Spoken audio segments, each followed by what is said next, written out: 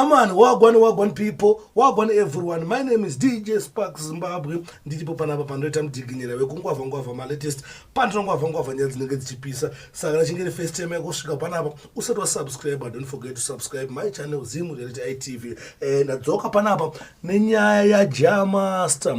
Jamaster tingatese takuziva manje kuti Jamaster chichikumboitika paari. Jamaster ane video yakarova fana yanga iri pastage imwe bhutsu isiri bo zvokuti zvinogumbura zvinodzimba ngoni handitika. Saka first raundi titaure pana masatapinda mafanzi nemamwe mabo ndachivisita kuInstagram ndichipinda kuFacebook ndienda kuTwitter tichanyatsoona kuti mafanzi ari kumboti chiwo nenyaya iyi. Saka ndine maresults akawanda ndauya nawo pana pada ndito se ndikurakidzei, but yekutanga chitanga kuratidzai ndeya Platinum Prince.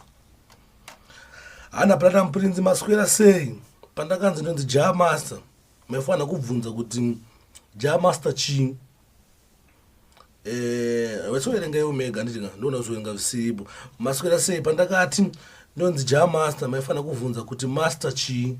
Ndikuudzai kuti master Shengfung wepakumvu panda. Hello tatenda andimukona ndo zvekutanga zvoita se zvotaurwa nachi na Platinum Prince. Saka ndine mamwe yanga ichitaurwa nevanhu vakangosiyana siyana like iyi rapa yanga ichitaurwa nemujama yanga chingonzi kungoita first 1 million views ne first national collab wakutokudibira vanhu mazhaba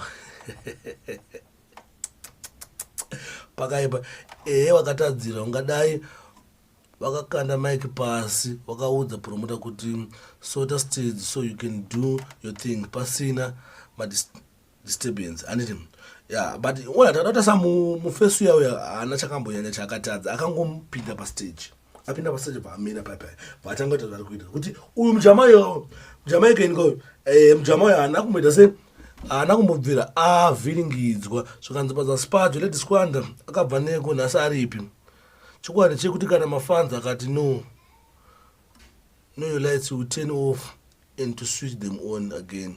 I signore, I'm very close to one of the biggest artists in Zimbabwe, and each and every day I always tell him we become friends where you had a big name card, but let's maintain that and not find ourselves into scandals. Honestly, I'm disappointed. Right. Saka mnongonzwa kuti vana kuti se avasi kufara vana vakatsangwa zvakanzi chi hayi comment iri pakutanga yakatotsangwa zvayo handikose kuverenga, but still vanoverenga. How do you bite the heart that feeds you? Anomuona hazvisi bo saka mingona mchingoverenga machi zvese zviri apa hanzi career going to waste. I don't support this kind of nonsense. Look at Squander and Shinzo man zvakapera sesimple unofanira kuti sesimple zvanzi afarisa manje. Anomuona kuti mahwane ega vana vasi kufara vana vasi kuita sing zvakanzi narasta what a kick. Hanzi abhaisa ake but kick yacho mahwane ndemumwe hanzi kusarohwa wafanawo ngauye kwamai musodzi. Unozoona kuti vana vasi kufara zvakanzi uyu unofunga ndiye gari kufara ati too funny. Hanzi Brendo motanganiswa sei. Right, ngandine basa spaso hanzi munonyanya kuwapa mbiri wapfanawo ndozvinoita munhu akaita mbiri nemistake zvakanzi chini nauyo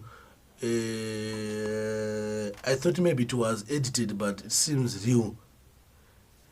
Misjudge everything but totally wrong. Avana pakaipa Jamaster was it really worth it? Azvisibo amana azvisibo for you. So hanzi yowe tufano wandiona mboverenga waya. Saka mukona kuti makomenti evanhu vakatotsanga hanzi mufana waJudas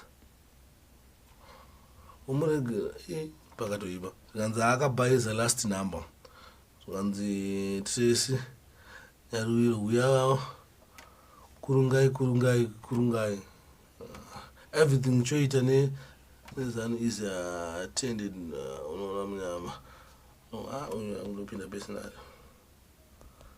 hanzi cheipa nawo hanzi ilo Saturday watore mudzidzi wako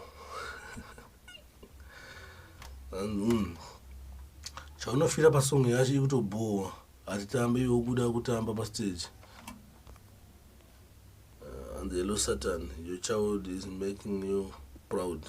Andimukona manje akuchibudiswa manje kuti pakutobuda dzimwe nyaya dzitodibi dzotokwanisa kutiona saka ndozvana ndikuratidze kuti mafanzi akatotsamwa mafanzi akatogumbuka nenyaya jamaster kuti jamaster zvaakaita hazvisiri izvo ende hazvinakidze hazvifadze. Saka thanks for watching. My name is DJ Spark Zimbabwe. Ndiripo panapa paZim Reality TV panouya nema-updates anenge achiitika kumaZim celebrity. Thank you for supporting me.